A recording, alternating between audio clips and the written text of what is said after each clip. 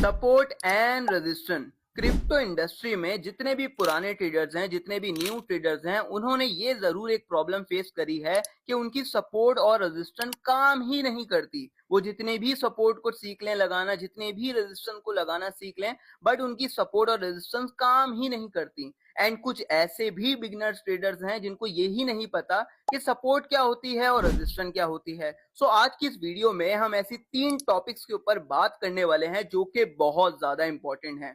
Number 1 topic is कि support और resistance होती क्या है।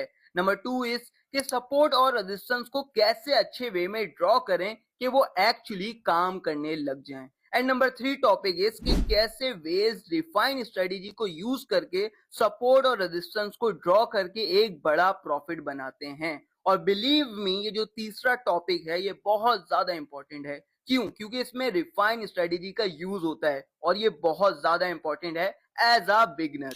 अब सपोर्ट और रेजिस्टेंस क्या होती है, इस टॉपिक के ऊपर हम बात करते हैं। अगर आपको सपोर्ट और रेजिस्टेंस के बारे में कुछ भी नहीं पता तो आपके स्क्रीन पर एक इमेज देखने मिल रही होगी। अब यहाँ पर आपको क्या देखने मिल रहा है कि मार्केट एक दफा क्रैश हुई, 2 दफा भी क्रैश हुई, 3 4 4 दफा क्रैश हुई। और इसके बाद आपको क्या देखने मिल रहा है कि मार्केट जब जब एक पॉइंट पर आ रही है, उस पॉइंट पर आने के बाद बार बार सेम पॉइंट से पंप हो रही है। देखिए आप, सेम पॉइंट से बार बार पंप हो रही है।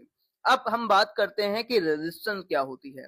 अगर आप ये वाली इमेज देखें तो इस इमेज में आपको क्या देखने मिल रहा है कि मार्केट एक जगह पे गई, उस पॉइंट पे जाने के बाद क्रैश हो गई, फिर दोबारा उस पॉइंट पे गई, फिर दोबारा क्रैश हो गई, एंड फिर तीसरी दफा भी क्रैश हो गई सेम पॉइंट से।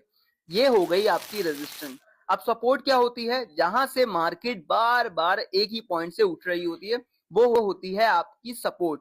और जहां से मार्केट बार बार सेम एरिया से गिर रही होती है, वो होता है आपका रेजिस्टेंस एरिया। तो ये तो हमें समझ में आ गया। अब हम बात करते हैं अपने दूसरे पॉइंट के बारे में।